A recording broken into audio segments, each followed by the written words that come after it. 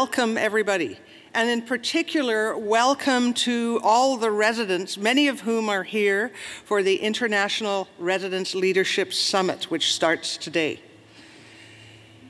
I'm glad you're here for an early start on a Saturday morning. Wonderful. I hope you've had a fantastic couple of days here. There's been some really interesting discussions. There's been a stellar plenary or two. There's been workshops. You've had a chance to network.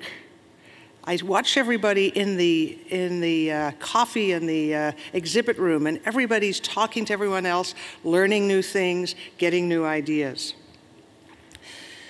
So I'm pleased today to start off the session by welcoming my fellow co-chair, John Sherbino, who will be chairing the session. It's a debate. It's called Futurecasting in Educational Technologies, New Toys and a Reality Check. I think I want the new toys part of it. Or maybe I should get the reality check. What do you say, John? Thanks, Linda. I hope everyone enjoyed last evening's session on Is a Tired Doctor a Safe Doctor? It's exciting to see this dialogue, and hopefully you'll follow along with the promotions via our public broadcaster. We've had a lot of events here at ICRE 2014, and I'd like to direct your attention to a very successful inaugural session on social media, where we gathered thought leaders from around the world to discuss emerging themes, research agendas, develop a common lexicon, and to move this platform for medical educators forward. I was highly criticized about my selfie taking, but what can you do when you only have arms that are so short and you have more than 100 people to get into a shot? Certainly, we want to continue this conversation. Our social media summit had more than 5 million impressions, and our second top contributor was situated in Chapel Hill. So please follow along, and for those who are following the live broadcast on the internet, we are welcome to share your ideas and your comments and to contribute questions. Here's our hashtags to contribute to. As always, Ali has compiled his top tweets from yesterday.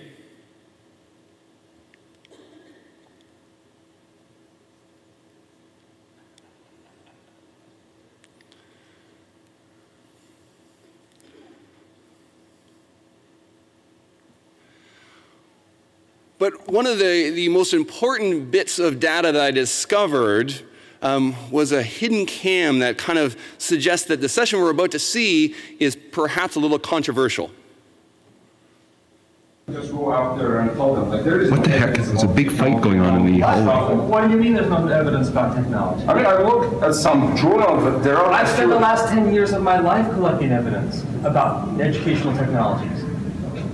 Okay, I may have missed those arguments. You missed something? So we're supposed to go out there tomorrow and give a scholarly presentation. Scholarly? So? Scholarly? Yeah. It's a plenary. It's got to be scholarly. What do you think is my first time doing this? Okay, you know what? I don't know. What, tomorrow, we're going to get up there. It's a debate. I will do my thing, you do your thing. You're on. Bye. What are you doing there, Jonathan? Get that camera out of my... So it's a promise that there will be a fiercely debated concept about what is the promise and hope for future technologies, but also a little side observation that even when he's relaxing, Dr. Jalali is impeccably dressed in a three-piece suit. So I'd like to introduce our two plenary speakers on the title of Futurecasting in Educational Technologies, Fun New Toys and a Reality Check. Our first speaker will be David Cook, who is Professor of Medicine and Medical Education at the Mayo Clinic College of Medicine, where he is a consultant in the Division of General Internal Medicine and a research chair in the Mayo Simulation Center. He has over 135 original publications on topics including theory and design of web-based e-learning and other digital instructional methodologies. I gotta say, I thought at first that maybe I had the decimal place in the wrong position, but certainly he is well-versed and well-accomplished in this research domain. After his presentation, he's going to be joined by Dr. Ali Jalali, who is a teaching chair at the Faculty of Medicine, the University of Ottawa, and a social media advisor for the Royal College of Physicians and Surgeons of Canada. For the past decade, Dr. Jalali has been teaching clinical anatomy and importing into his teaching various technology to enhance learning, including podcasts, wikis, and social media. His research interests include instructional innovations and the use of technology in medical education. Please join me in welcoming Dr. Jalali.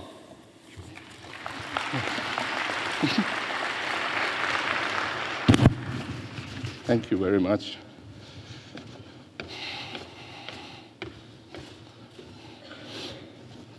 Thank you very much, Dr. Sherbino.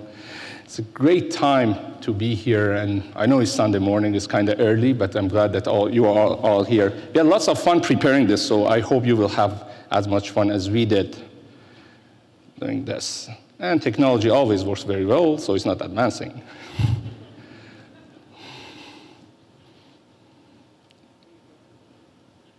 That's the one?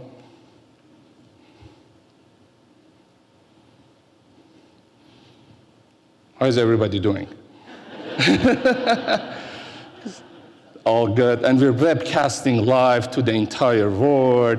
And this is some of the problems we have with technology. You push the button, the thing doesn't work, it doesn't go away.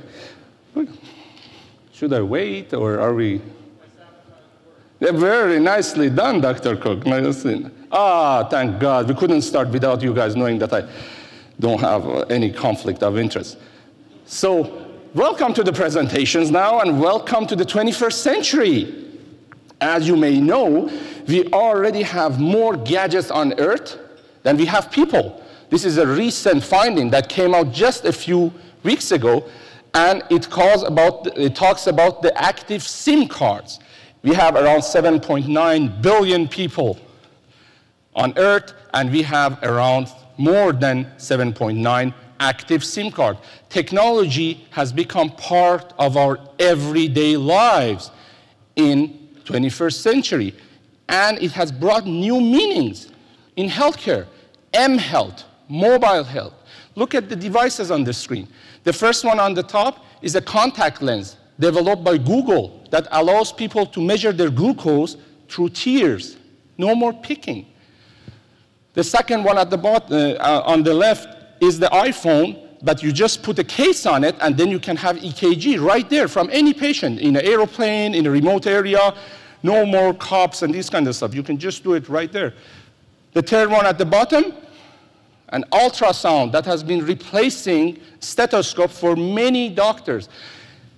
These not only help doctors diagnose and treat patients better, but also give power to patients to have a self-quantification of themselves. What's my blood pressure all the time? You can have something on your wrist that tells you. The glucose, contactless, sends it to your phone. We have a new notion, e-patient, empowered patients. Patients are now an active part of your healthcare system in 21st century. The last one down there actually has been around for a while. You know, the ultrasound that you can hook up to your iPad and have a look. How many people use it? How many people have given up stethoscopes to use that? One, please, someone. It's been there for around 5 years. How many people use this? Pagers. Please, thank you very much. So why is this? Why is it that in the healthcare system, and it reflects on our education system, we're completely okay with using technology that is 20 years old. Pagers were there when I was in med school, and that's a long time ago. My dad would tell me about his pager when I got my first pager. So it's been going on for years, and we're completely okay with using this technology. It's so old, but when an ultrasound comes that could virtually replace your stethoscope, we're like, oh, no, that one we need to look at. You know why? Because EBM. Because we're always looking for evidence. We need to have evidence that the thing works. Does Twitter teach people something? I don't know, let's do research on it. Let's get the evidence that we need and make sure that we have the evidence to show that it works. And evidence is not just 1 or 2 articles. No, you need to have a lit review, systematic lit review, have PhDs, look at all these stuff and everything. And in technology, that causes a problem. Why? Because technology moves on so fast that the evidence is always catching behind. So what happens is, when we're gathering evidence on a technology that we use today, that technology, by the time the evidence comes, is already gone. So what's up with evidence? Do we really need evidence for something? Yeah, of course, it's evidence-based, man. What are you talking about? It's the residency education program. Well, behold, that's the publication in PLOS, that's the open access journal, and how it says, currently many published research findings are false and exaggerated. And an estimated 85% of research resources are wasted. How many articles are retracted every year? How many errors are found in measures in articles? How many editorials and letters are written after an article that's supposed to be evidence-based comes out? It's not that evidence-based is perfect, and everybody knows that. But it's something that we're used to using in research and clinical, so we want the technology to use it. No, it should be evidence-based, and we're falling behind. And it's not just in the technology. There are many other stuff that when you think about it, you're like, yeah, this thing just makes sense. Do I really need evidence to do this? If my students are using Facebook as a communication tool, do I really need evidence to use it to communicate with them? You know why we make all these errors? Because we have biases. As soon as a student is on Facebook, oh, he must be just chatting to his friends about last night. No, they may be in a group reviewing the course. He may be taking his note and sharing it with his friend. But no, let's grab the evidence. There are lots of things that just make sense. Let's get over this thing that we need evidence for everything. BMJ, a few years back, there is no evidence that jumping out of an airplane with a parachute gonna save you. No RCT has been done about it. Nobody has been ready to do a double blind test and go up there with just a sleeping bag back there without knowing and say, you guys are on that side, we're on that side, let's jump and see who arrives down safe. Any evidence? No. You do it because it makes sense. And some of the technology that we use and the students use just makes sense. Right in your heart, you know. Am I saying you should not assess anything or evaluate? Not at all, but there are different ways of assessing stuff. For example, we had the social media summit. So this is how we analyze. How are people using social media stuff in education? Step one, you bring all the thinkers, all the people who you know are using it to the same place. Step two, you take a selfie. Selfie, very important in social media research. You should always have nice selfies. The important thing is, a selfie taken by Stan Hamstra looks like a normal photo. Just putting it out there. Just putting it out there. I love you, brother. So you just grab a selfie. Step three, research question. That's fine in practice, but will it work in theory? People are like, yeah, that's... Step four, get some intelligent person to look at the research question. Leslie Flynn. So let's, Ali, change your question to what theories support the use of social media in medical education? How and why? And this is the question we put to the group. And those are the results. Yes, there is foundation that being on social media can help students and residents learn. Why? Social development theory, community of practice, connectivism, constructivism. But then people are, yeah, but that's just the foundation. Okay, social media foundation. But what do the learners think? Are they learning or not? I give you one random learner.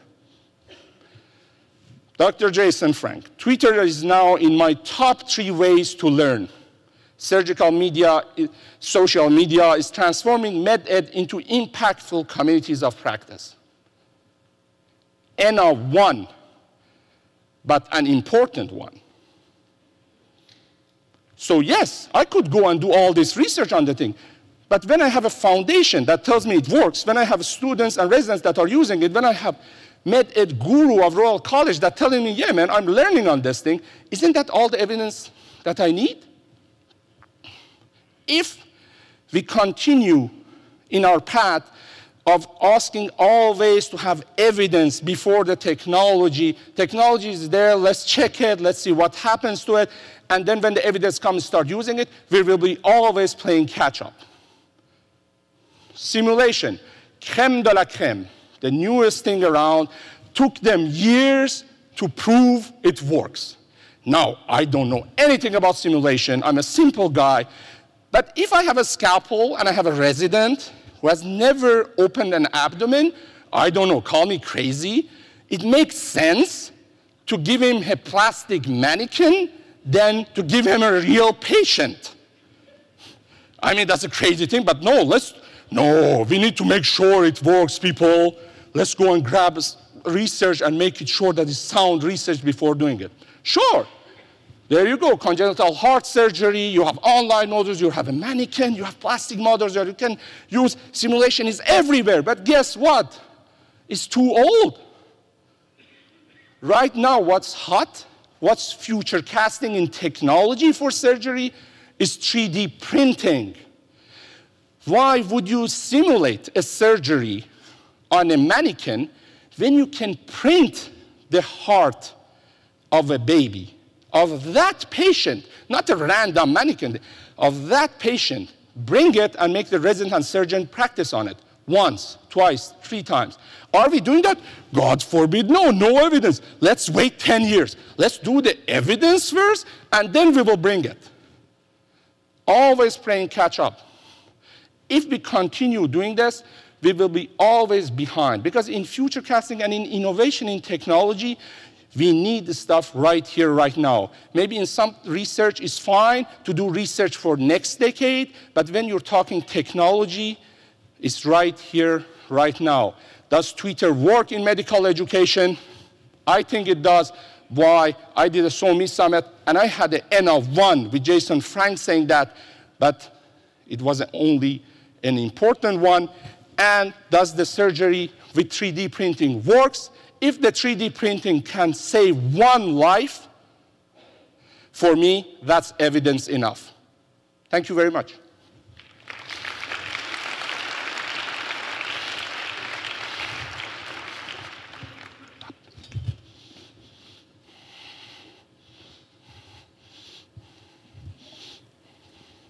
All right, well, thank you, Dr. Jalali, for setting me up for success, because in this debate, I don't think you stand a chance.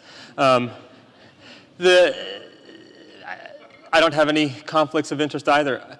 One of the things that I think you fail to realize is that technologies have been around since the dawn of time.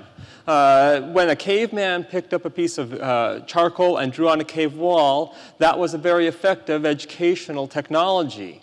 So why do we now need Twitter to communicate when we already have paper and the printed press and verbal speech and even the old-fashioned email, which at least for me still does work? Why do we need to have a plastic model of the heart when a cadaver was an incredibly good way to teach medicine back before we had plastic mannequins and so forth? So technologies have been around for a long time, but they don't necessarily have the electronics. They don't necessarily have electrons passing through them. They don't necessarily have I in front of the pad or the pod or whatever. They don't necessarily have virtual in front of the reality. Let me dispel 5 myths about educational technologies. First of all, you talk a lot about the need for evidence. I agree, we need evidence, but I would suggest the evidence is already here for us. And myth number 1 is that the effectiveness of educational technologies is in doubt. And I would submit to you that it is no longer in doubt. We know that it works. Nearly 1,000 studies here summarized in these meta-analyses showing that the effect size on average is about 0.8 to 1.0, which is incredibly large. These are huge effect sizes. If you teach people, they will learn. These are studies comparing an educational technology against no intervention. Now, why did it take 1,000 studies to prove that? I agree with my colleague. I have no idea why it took 1,000 studies to prove that educational technologies work when compared with nothing. But someone felt compelled to do 1,000 studies, so now we know that it works. We don't need any more studies like that. But which is better, computer versus non-computer? Well, there's not nearly as many studies, only about 76 studies in the reviews that I did. That was 5 years ago. There have been many studies published since then. And as you can see here, the effect size is incredibly small, on the order of 0.1 or 0.08, which means no significant difference. And again, we are gratified to know that if you teach people, they will learn. So why did it take 76 studies to prove that? Again, I don't know. What about simulation? A little bit different story here. Here we see that when we look at knowledge outcomes, the effect size is relatively small. But as we move into skills and then behaviors at the bedside, the effect size gets progressively larger. Now, that could be an artifact of the research. These were not head-to-head comparisons. These are cross-study comparisons, and those comparisons are full of potential biases. But nonetheless, it suggests that when you get hands-on practice, you do better than when you sit in front of a computer. Or when you get hands-on practice, it's better than when you sit in a lecture hall, which unfortunately does agree with Dr. Jalali's point that it does help to practice, but we don't necessarily need to practice on high-fidelity mannequins. Perhaps using a cadaver model would be sufficient. Perhaps using a piece of plastic overlaid with some felt would be sufficient. Hands-on practice does help. Myth number 2, online learning is cheap and easy. It's going to save us money, right? Well, show me the evidence. Well, there isn't very much. But what evidence there is suggests that online learning actually takes a lot more time and a lot more resources to develop and implement. It is not cheap and easy. On the contrary, it is expensive and time-consuming. And this is why. To develop a lecture, this is a hypothetical data, right? Might take about 8 hours to develop the content, put together my PowerPoint slides, and then go deliver the lecture, and so forth. Same thing, I have to develop the same content, the same slides, but then I have to go meet with my instructional designer. I have to design the course, I have to pilot test the course, I have to come back, revise the course, meet again with the instructional designer, implement the course, collect data, revise the course, get all the bugs out, and then I can finally launch the course. Right? Takes a lot longer to do an online course, at least to do it well. So it is not cheap and easy. How did this myth arise? It arises because educators discount their time. If you take the educator's time out of the equation, then yes, online learning is cheap and easy. But that's not sustainable. We can't ignore the time that people invest when we factor out, when we try to balance the equation here. Well, what about MOOCs? We've all heard about MOOCs. MOOCs are going to save the day. We got more learners with a fixed cost. That's economical, right? Well, the problem is that's not reality. The reality is that most courses don't have enough growth potential. So at least for the medical education, if you've only got 100 students in your medical school class developing a MOOC, you still only got 100 students in your medical school class. And the second is that costs are rarely fixed. So as you expand the course from 100 to 1,000, your costs don't remain fixed. Actually, in many cases, your costs go up in a linear relationship with the number of learners involved. That's surprising to some people because you'd think that the costs are fixed or that the ratio is not a one-to-one. But unless you design it very carefully, unless you design it very well, your costs are going to increase as your learners go up. Something to watch for. Number 3, online learning is more efficient. How many people have heard that catchphrase? Please, show your hands. Everyone's heard that, right? Has anyone looked at the evidence? This is the evidence. It makes no significant difference. Now, you'll see that some of the evidence here suggests that online learning is more efficient, but an equal number of studies show that it's not, that it's actually less efficient. And on average, there's no difference between them. What this suggests is that it's not online learning that's more efficient, it's well-designed instruction that's more efficient. If I design an efficient course, it will be efficient. If I design an inefficient course, it will not be as efficient. So online learning is not the magic answer. Online learning is a tool. But lectures are tools too, and small group discussions are tools. So which one is better? The answer is it comes down to the instructional design. Now, what about adaptive instruction? You've probably heard that adaptive instruction allows me to tailor learning, personalize learning. People can move through the learning at their own pace and so forth. Well, that's partially true. If I design a course to be user-directed, that the students can speed up the video, that they can advance to the next frame or the next page on the website more quickly, that's great. And they can go back and review. They can tailor it to their own pace. That does work. But computer-guided adaptive instruction is incredibly hard. I know that from personal experience. I tried it once. I'm never going to try it again. It's an incredibly difficult thing to try to assess learners accurately, know where they're at, and then adapt the course in a meaningful way according to their current state. So adaptive instruction does work, but not as well as you might think. Myth number 4, the next generation wants online learning. This is the biggest load of bunk I've heard in the past decade.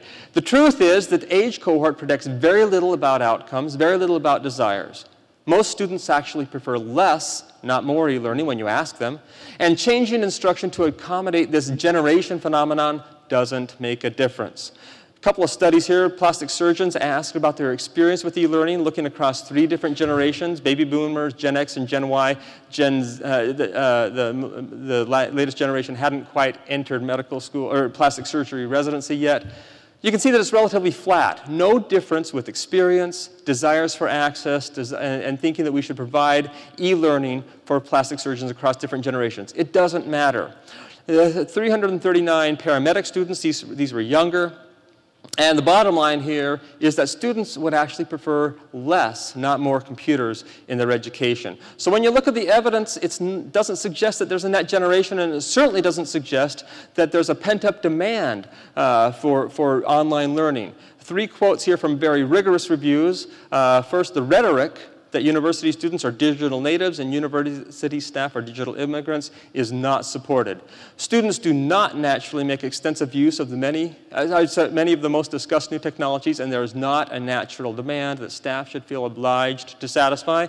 And thirdly, is generational difference a variable important enough to be considered during the design of instruction or the use of different educational technologies? At this time, the weight of the evidence is negative. You can go to those references. They're free. The full text is freely available on the web. Myth number 5, educational technologies are going to transform education. Well, look at this. This is an ad I recently saw. It advertises a great advancement in classroom teaching. Increased student interest was going to lead to greater retention. Participation is at your control, and you can stimulate interest and magnetize attention for better learning. Okay?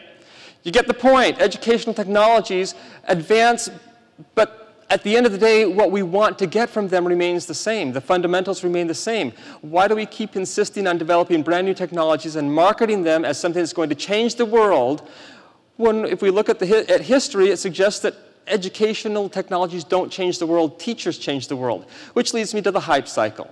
Every couple of years, and now it's about every couple of days, we get a new technology that's released to the world. And that triggers inevitably a flurry of activity, thinking that this new technology is finally going to be the magic bullet that solves all of our problems and makes all of the pains of being a teacher and all of the pains of being a learner go away, and everything's going to be seamless and easy, and people will learn, and everything's going to be wonderful. And this reaches a peak of inflated expectations, and everything's wonderful, and then we suddenly crash and burn because we realize that that's not true, and we have this trough of disillusionment.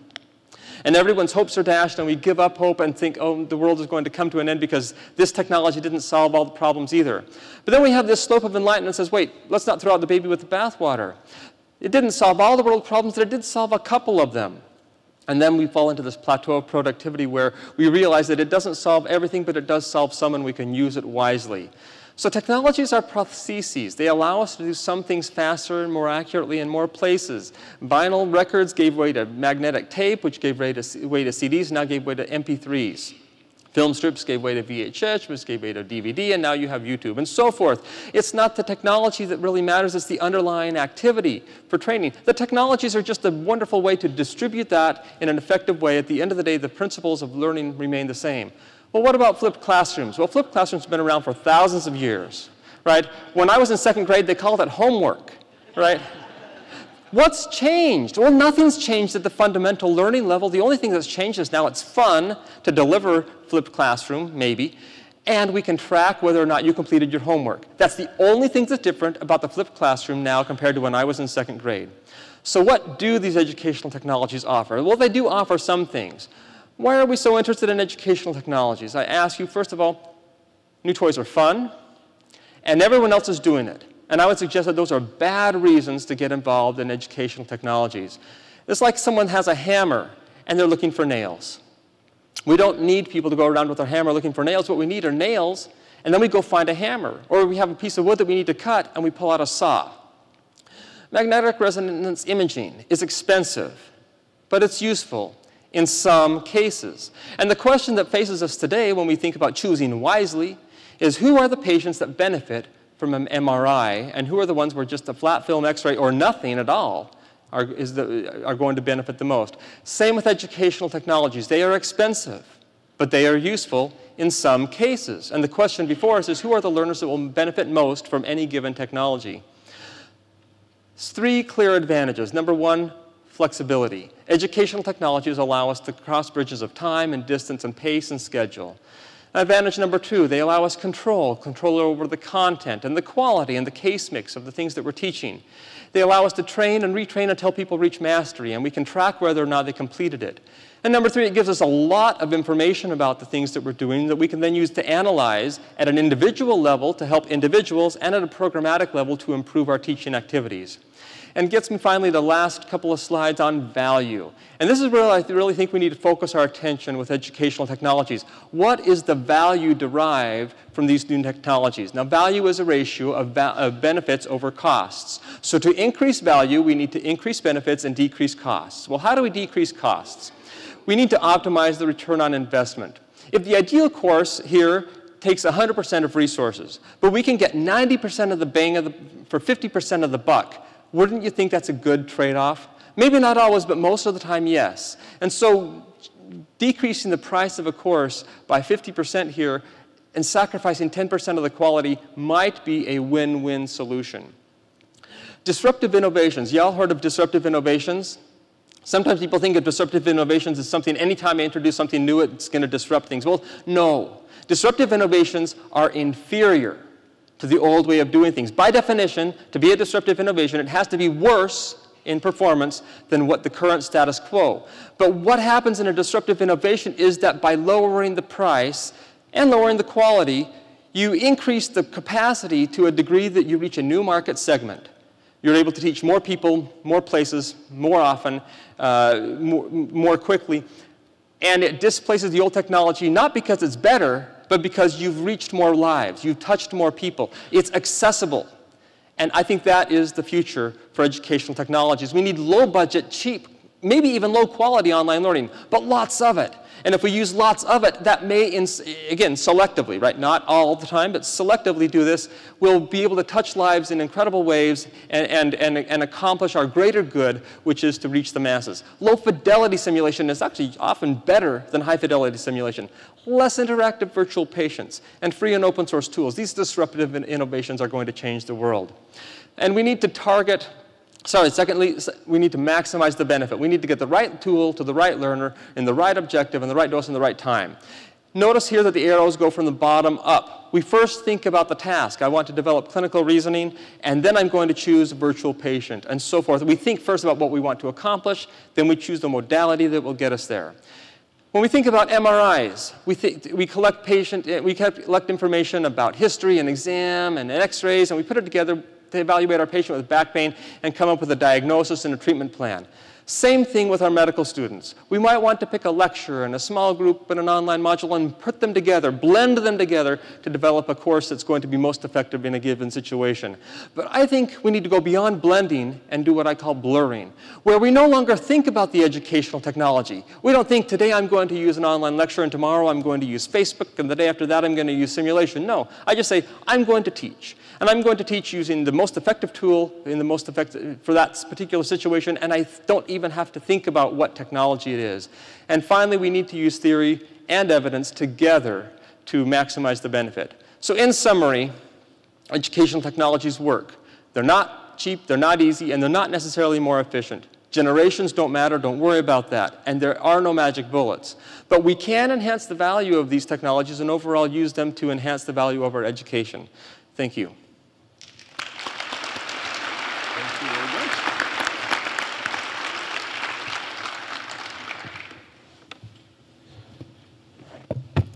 Rebuttal. Thank you very much, Dr. Cook. Hard to argue with him, but here it goes. So we agree on many points. It's not like we're all technology. I completely agree with his hype cycle and everything, but there are a few points that I'm going to get through. First, when you talk about, and this I hear it all the time, why do we need to go on social media? Why Twitter? We have emails. What, email is working so fine that you guys don't want to get rid of it? Seriously? How many spams do we get Email has become the most waste of time for anyone who's in admin work. The whole day is spent on emails that we don't even need or don't care about. To say we don't need social media, I don't need to be on Twitter just because the students are on it, or I don't need to be on Facebook just because I'm a student on it. I'm happy with the emails that we have. It's like me going, I don't need to learn French if I'm going to France. I speak English. I'm going to go there, and the evidence, I have evidence. Look, everybody speaks English here. So we're going to France, I'm going to speak English. It's a communication tool that they're using. We need to adapt to how they talk. For years, people come to me and they say, let them close these laptops. That's the way they're communicating. That's the way they're asking each other their question. Your kids or teenagers are texting each other. You need to be there to text them back and see that. It's not they're disrespecting you. It's not that they don't want to talk or this kind. It's not like before we used to talk to our parents when we were teenagers. You forgot when you were teenagers? What, you would just sit and chat and tell them everything? No. Texting is somehow the communication tool for them. So that's one thing. The second thing is money. Completely agree. Many people are wasting money on e-learning tools that they shouldn't do. Facebook is the hype. Everybody wants to do Facebook. You need to do needs assessment first. I completely agree with you. But let's not forget, not everything is expensive. I'll give you an example. A hashtag in a Facebook call, ALS Ice Bucket Challenge. How many people got bothered by this Facebook thing that people are dumping ice on their head during the whole summer? Yes? Anybody? Nobody? Thank you very much. How many people did it? Very good. You know how much money it raised for ALS? $100 million. One hashtag, one media, which is social media, $100 million. Last year, this is one summer. Last year, the whole year, $20 million. Whole year they rose. In one summer. Is it educational? Yes, it is. There is a study that went and looked at Wikipedia. You know, the evil one, the one that we do all these studies to say how bad it is? Well, guess what? People are still using it. I tell everybody, whenever I hear someone say, Wikipedia is worse than Harrison, Wikipedia is worse than Schwartz, it's worse than Roberts, I'm like, did you went and edit and correct those mistakes in Wikipedia? No. I just know it. I just analyze it. We should be contributing to Wikipedia instead of just saying it's bad. People are using it. Get back to the ALS thing. Wikipedia searches for ALS went up 18 times only in the English language over the campaign of ALS Ice Bucket Challenge. That's how people are learning these days. That's how it works. And the third thing, and I'm going to finish with this, and you're absolutely right. Flipped classroom is another hype. Many people are using it wrong, but online e-learning tools can help you get the learning higher. Let's go taxonomy of the boom. I'm a head of anatomy. I teach anatomy. Anatomy is memorization.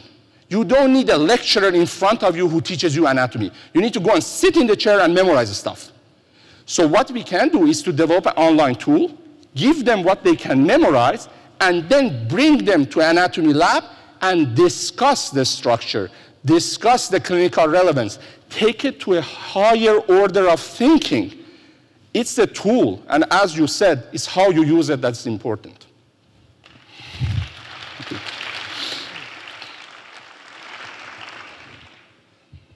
So if I could get my slides back up. But Ali, what was wrong with my textbook of anatomy, which I studied for 3 hours every night, the night before I went to the cadaver lab to memorize all of the stuff? Why do I now need a new online educational tool that accomplishes the same thing? And I think the other thing I'd point out is Twitter is so 2013. Everyone is on Instagram now. Yes. What are you doing in the dark ages? Touché, touché. Which brings me to my main point, which is that everything is going to change, right? The world is going to change so quickly that we will not be able to keep up if we keep waiting for evidence and theory and everybody else to tell us where we're going to go next. We need to focus on the fundamentals. And that's where I want to conclude is what are the fundamentals? What are the enduring truths that are going to be true today and tomorrow and next year and 10 years from now? As the educational tides shift and turn, what can we latch onto that will be a bedrock foundation? And here we go. There will always be something new. I guarantee that Apple's going to come up with something new next year. Google's going to come up with something cool. They're going to have Google contact lenses instead of Google Glass, and now I'm going to have a heads-up display on my retina from my contact lens, and no one's going to be able to know that I've got it in my eye. That's a scary thought. There's always something new, which means that we need to focus on fundamentals. We need to get back to the basic theories. I do agree with Ali on that one. We need to ask what technology is going to help me with this particular situation and use that technology in the most effective way we know how to meet a specific learning need. We need to focus on the learning needs, the nails, and not the tools, the hammers. Second, they are always going to get increasingly cheaper and more powerful and more ubiquitous, which means that we need to learn how to select the best technology. There's going to be more and more technologies out there, so how do we select among them? How do we become familiar with them? Do I need to learn something about all of them, or do I need to learn 2 or 3, learn to use them very, very well, very effectively, and consistently in my classroom so that I'm comfortable, my students become comfortable? Do I really need to go out there and learn every single new technology as it comes along? I'd suggest to you that the answer is no. Go with the former. Identify 2 or 3 that you're very comfortable with, get very skilled at using those, use those consistently. We need to train our teachers on what are the options available and need to train our teachers on how they can use them effectively. Number 3, technology development is going to get easier. We have authoring tools and simulation scripts and so forth. It's going to get easier and easier to use these tools. So what are the implications? We need to teach our teachers and our students how to identify content that's already out there and pull that in and do mashups or whatever the current word is of the technology content so that we can not have to reinvent the wheel every time. We need to teach people how to develop new content and then how to reuse existing content. Number 4, this idea of blending and blurring. We need to learn how to integrate the technologies and integrate the different modalities and integrate different content mechanisms so that we can be more efficient in the development of our courses and that we can use these to maximum educational value. Teachers need to learn how to sequence courses and sequence the different modalities and stitch them together to create effective learning. Number 5, the fundamentals of learning will not change. People's brains continue to work the same now as they did 5 years ago and 100 years ago. Electrons don't change that.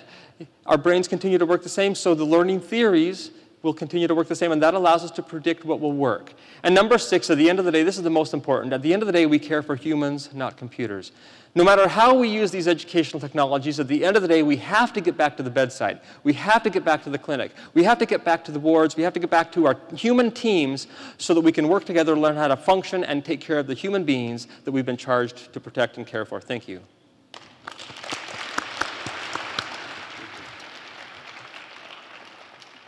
Well, gentlemen, that was an enriching and thought-provoking debate.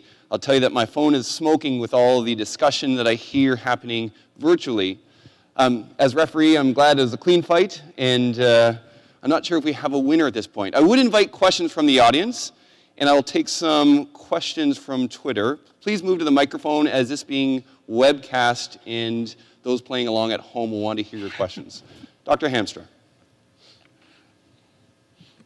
Thanks. I don't have a question. I just want to take a selfie.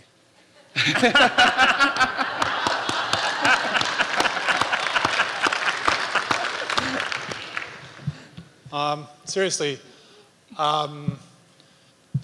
Dave, very convincing. You've totally convinced me. I appreciate your side of the argument.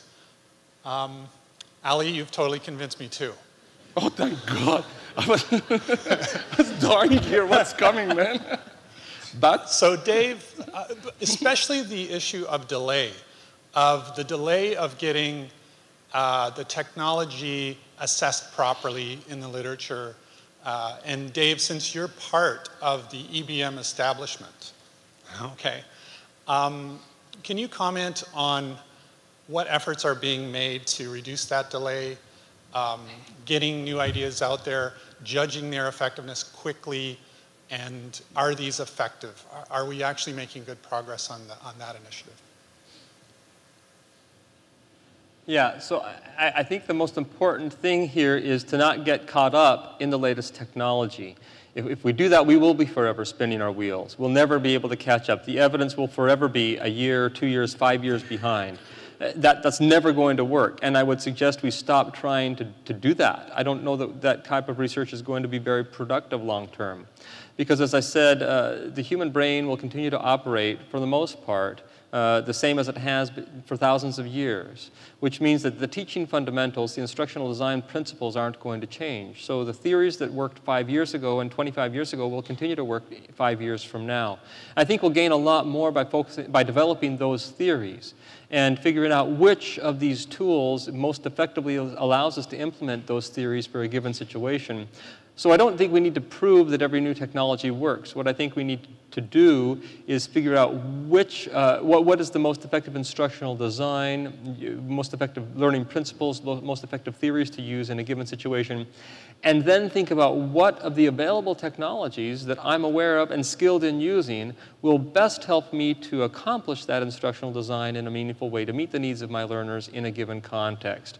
I think that's going to be much more meaningful. Now, the technologies allow us to do that type of research. Some of these fun technologies will allow us to do cognitive science research and psychological research in creative new ways, which is wonderful. Those are new opportunities for us, and we should take advantage of them. But I don't think we need to wait for a randomized controlled trial of Instagram before we can start using Instagram if we know that Instagram is just another new way to initiate a small group discussion. We know a lot about small group discussions. So let's apply those principles to Instagram and go ahead and use Instagram now. Can I add something? Sorry.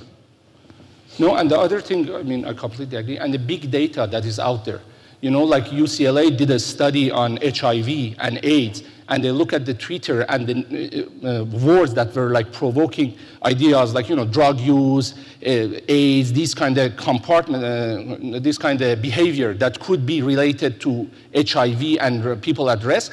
And they started looking at the places when these tweets were coming out more and more often.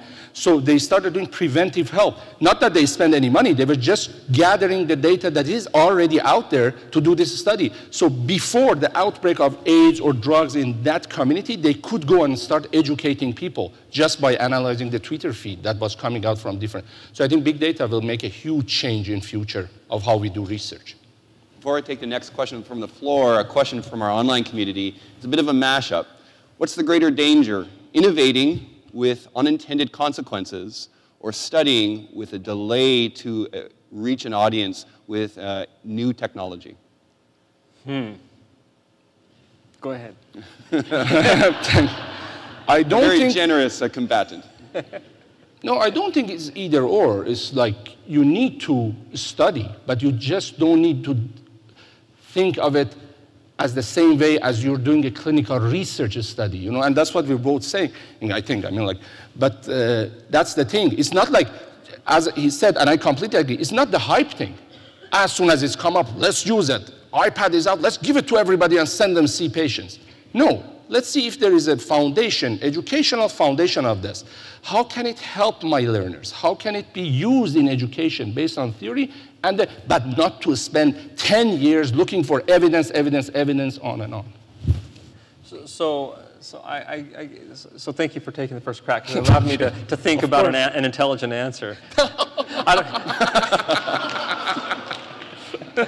I don't know if my answer will be intelligent, but at least it will be at least come out of my mouth coherently.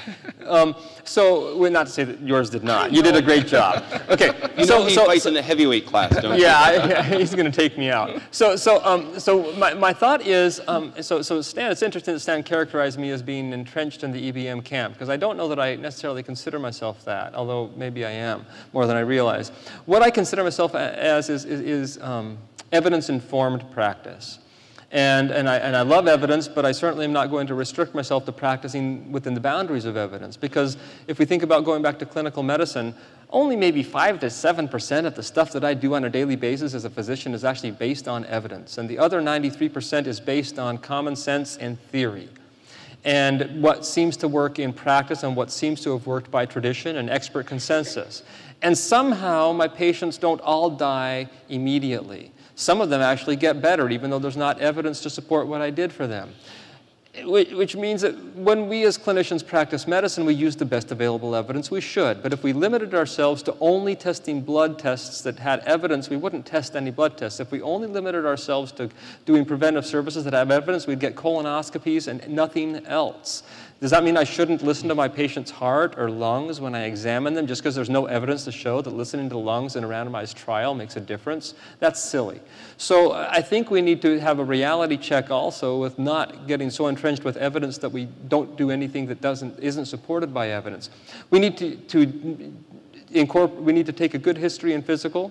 We need to use the best evidence available, and then we need to act. And we can't wait for the evidence to catch up with our actions, but at the same time, if there is evidence, we should be informed about it and use that evidence as we make a clinical decision. And the same is true in education. We need to use theories to make the best possible predictions. We need to use evidence when it's available, but if there's no evidence, we still can act based on the other things that we have available. The one caveat I'd say is a lot of times there's more evidence out there than we realize, and we should use it. And there's a lot better theory out there than we realize, and we should use that too. We're going to take our final two questions. First, Dr. Chan.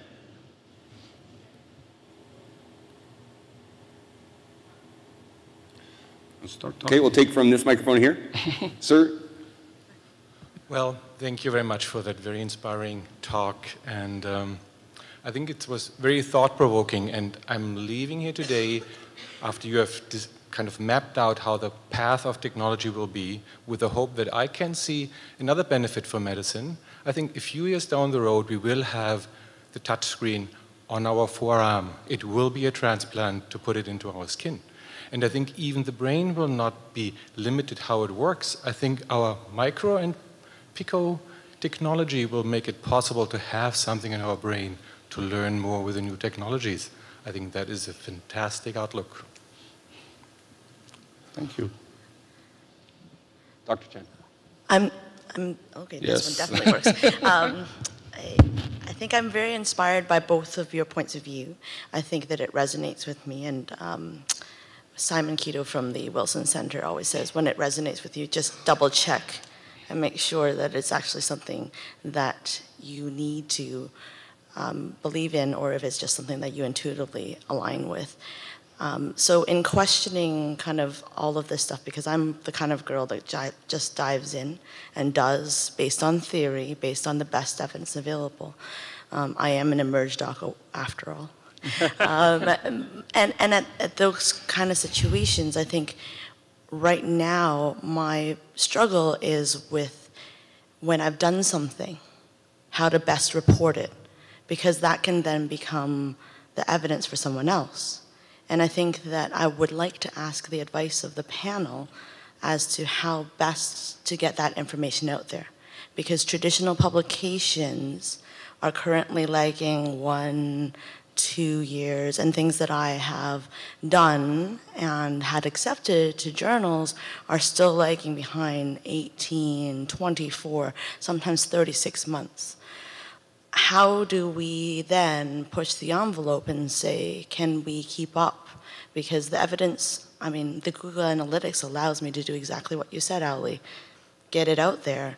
But can we as a community start pushing the envelope and saying, 18 months is too long, because I would have moved on to from Twitter to Instagram by then. Well, that's a great question, and would take a very long time to really do justice to answer. I guess I will say one thing, which is that in the computer science literature, they don't wait for full peer-reviewed journal publications. They present at conferences and publish the proceedings of the conference and then move on with their lives. And they don't bother waiting for the full text, full peer review. They do peer-reviewed conferences, and then after the proceedings are published, they move on. So that's what the computer science field has chosen to do. And I don't know that we necessarily are going to emulate that. There are some journals that are allowing, rapid online publishing, but I think that doesn't necessarily, that the peer review process still slows things down. Another problem that we face is a lot of times when people come up with a new innovation, it's hard to get it published in the regular in a peer-reviewed journal, and then how do you get around that? And that's another challenge. MedEd Portal is one opportunity, one forum that's available to publish creative ideas, but it's only one, and a lot of people don't think it carries equal standing with a journal publication. And I don't have a quick answer to that, but there certainly is a problem, and I agree we need to probably figure out a way to deal with that and tackle that as a community. And great question, and I absolutely agree with you. It's a great way. The whole point of doing all these is to disseminate, right? And you want it to disseminate in a scholarly way so you can put it on your CV and get some recognition with it. So just tweeting about what you're doing is fine, but no promotional committee will give it to you. But the ideas are changing. Many journals that Dr. Cook was mentioning, like Portal that's is publishing peer-reviewed stuff, are getting into it. Medical education has something called Really Good Stuff that allows you to send innovative ideas very short that they will publish under 6 months because they publish it twice a year. Academic medicine has something like that now. I don't remember what that section is called, but it's innovations or something like that. There are online journals, as it was mentioned. And the new thing now is, of course, post-publication peer review. So people can publish, and you do post-publication peer review of stuff, and if it's bad, it's going to disappear. They're going to take it down. So there is change coming, but if you have nice stuff, frankly, really good stuff, and the academic medicine one, or the MedEd Portal, all three are peer-reviewed. All three can go on your CV under peer-review publications. So thank you to our speakers. Thank you to you for participating in this plenary session. I think the answer of Futurecasting, new toys, or reality check is both. That there's opportunities for innovation, but we need to be grounded by what the evidence tells us. We do not need to reinvent the wheel, and we should look to theories to inform us. To officially thank you on behalf of the Royal College, my co-chair for the International Conference on Residency Education, Dr. Snow. Technology.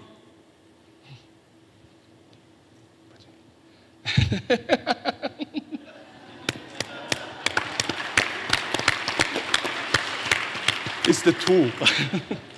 Thank you, David and Ali and John. We've heard that new technology is evolving exponentially.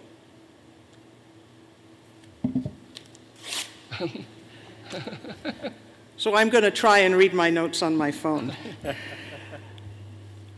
So as educators, we can't actually ignore the advances that have come in the last little while. You've challenged my perceptions about evidence in the technological age, and I've learned about blending and blurring and hammers and nails, but I thank you because you've presented and rebutted with passion, with humor, and, dare I say, with evidence. So thank you for inspiring and provoking us. I'll ask you to stay there just for a second for some announcements. If anyone here has ever wanted to get a chance to talk to one of our first-line educators, one of the people you've looked up to and you haven't really wanted to or dared to go and talk to, you have a chance to do it now. We have a mentoring program here at the ICRE conference. All you have to do is go and find out who the mentors are. There's some fantastic educators. You can go and spend half an hour, bounce some ideas off them, get some ideas yourself for a new project you want to do. All you have to do is sign up at the registration desk for the mentoring program. Please don't forget the awards dinner tonight. Come and help us honor some of our premium creme de la creme educators from Canada and around the world. CanMed's 2015, don't look scared, Jason, I'm not going to talk about 2015, except to say that there's a new role that you probably didn't know about. It's the sommelier role, of course. So if you want to find out about that 8th petal, come to the wine tasting session tonight just before the dinner. Don't forget about the International Clinician Educators Summit tomorrow. Get your brain stimulated by some fantastic clinician educators who will provoke you and all of us into thinking and interacting about some very cool ideas. Finally, don't forget about the closing plenary with Mike Evans this afternoon. A reminder to complete your evaluation forms, to visit our exhibitors, and to visit the posters while you get coffee. If you do this, you can get some great swag. So finally, please join me in thanking our speakers. You can thank me too if you want. Thank our speakers. And enjoy the rest of the conference.